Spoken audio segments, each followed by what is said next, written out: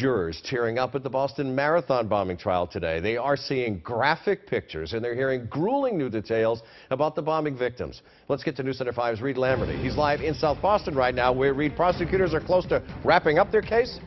Yeah, they are adding quite graphic testimony, as you mentioned, heard today, coming from the medical examiner who performed an autopsy on one of the victims killed in the attack. At one point, a juror had to turn her head away from the autopsy photos because it was simply too much. The final 60 seconds of Crystal Campbell's life, according to a medical examiner, was flush with profound pain. She suffered a broken femur before bleeding to death in about a minute.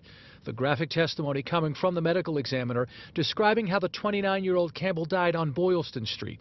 3 pieces of metal were pulled from Campbell's body, as were pellets that had been embedded in her skin, the result, of course, of that first explosion at the marathon finish line. The medical examiner's testimony had been preceded by hours of testimony by FBI agent Edward Knapp, who described in detail the design of the pressure cooker bombs he had reconstructed. Each member of the jury handled the mock-up devices, some seemingly surprised at the weight, estimated at roughly 16 pounds. Knapp used pictures from the Boylston Street scene and the Tsarnaev brothers' homes to show how the bombers used everyday materials to build the devices.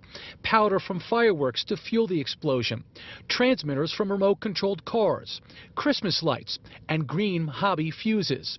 Knapp testified it's not too difficult of a system to build. He offered slides from a set of instructions that appeared in Inspire, an al-Qaeda-published online magazine titled "Make a Bomb in the Kitchen of Your Mom." The prosecution alleges the Tsarnaev brothers used this article to build the bombs.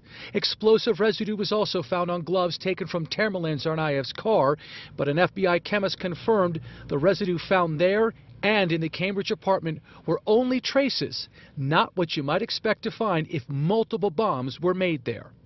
And we are expected on Monday to hear from 2 more medical examiners who performed the autopsies on the 2 other marathon bombing victims.